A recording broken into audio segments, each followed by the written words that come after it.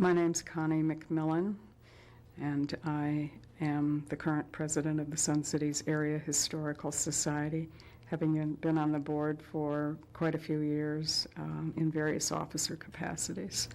How did you first come to the Sun Cities?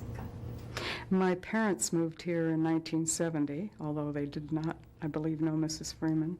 And I started coming out to visit, and then more and more frequently. And in the late 80s and 90s, I was out here almost every other month for a week or two, doing my own personal business back and forth across country. And I feel for many, many years involved in the retirement lifestyle out here, even though I wasn't actually retired. But then you made your own decision to come? I made a choice a long time ago that I would probably spend my later years here. And as my mother's health failed, my father having passed away prior to her, and I made a choice to come out and live with my mother and her sister, who's still alive at the age of 99.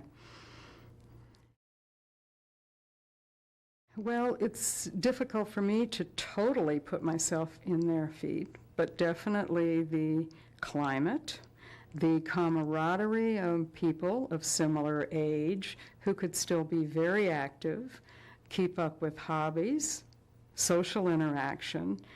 The people here come from all over the country and all over the world, so their conversations and dialogues were very active, and many, as they do now, are constantly traveling and on the go. And then, of course, golf, social clubs, and cultural facilities. So that was a big part of my parents' life. Why is it pertinent to your life now? Well, I'm in a lot of ways a city kid and have grown up in major cities.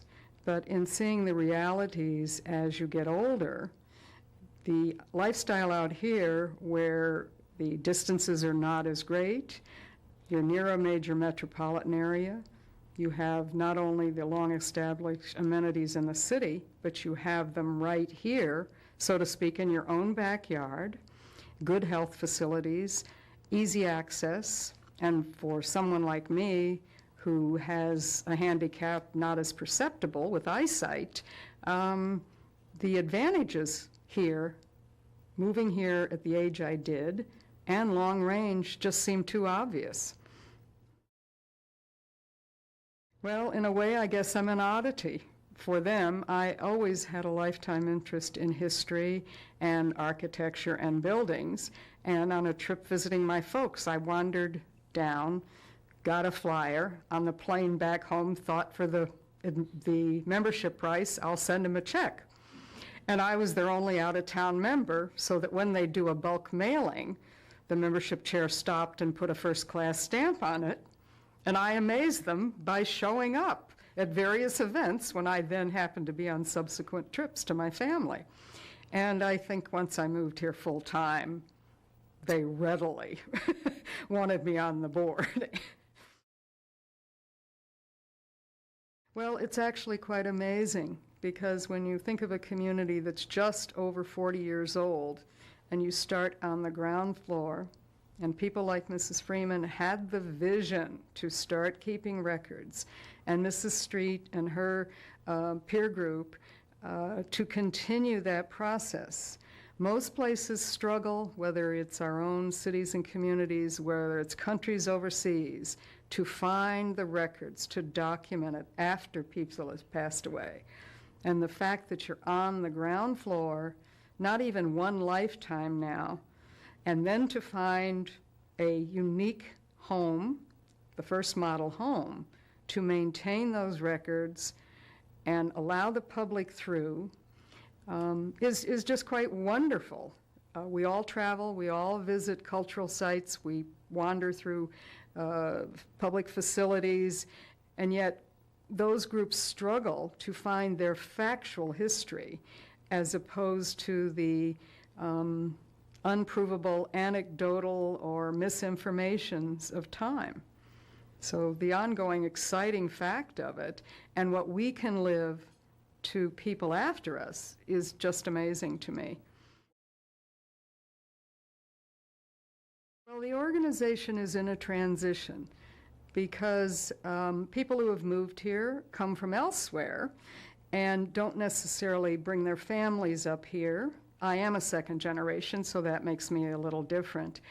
They think of their history back where they grew up or where their children reside. So, in a way, history is not as well known as it is. This society has challenges for membership growth and outreach, for more support of the business community.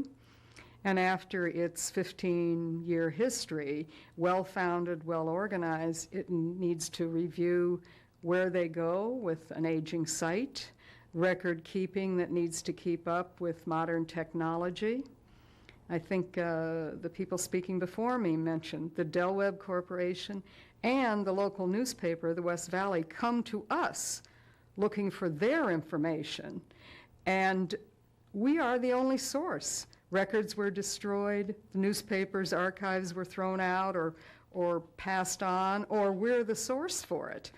And how we meet those needs and how we get younger incoming seniors to have some appreciation is our challenge, to get our word out there beyond our current rather modest size membership.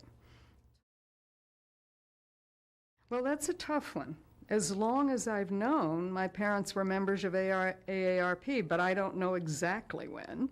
My 99-year-old aunt, obviously, both she and my mother, and probably my father, back when the first opportunities for long-term health care took them out. Younger members have not taken advantage of those things. It's paid off years later in their health care service needs at assisted living places and in the latter years of my mother's life and still in my aunt's life. I believe I received a first solicitation when I was around 55, and quite frankly, it was such a modest fee, sign up for 3 years, who could pass up $8? And I was living in Boston at the time, so in my way, now tell me more about the organization on the local scene. So I did get some literature, and I did go to a few meetings and pay $1 or $2 to stay on the local roster, but was not too active. I'm still at an age that's under the Medicare 65, so where the health benefits and other services of AARP will kick in for me are yet to totally be realized. Virtually, however, everybody that I know out here is involved at Medicare and periphery AARP benefits if they've kept it up. I find that sometimes I scan the magazines and the newsletters, other times I pay little attention. The new MM version actually got me going through the whole thing. But I think some of that was eyesight related, quite frankly, too, readability. I don't think they're known in the actual retirement areas such as the Sun Cities are, except for the health-related benefits or supplemental benefits. The little I know of the local chapter, in field trips or other things, it's just a well-kept secret, so how they reach out is their challenge.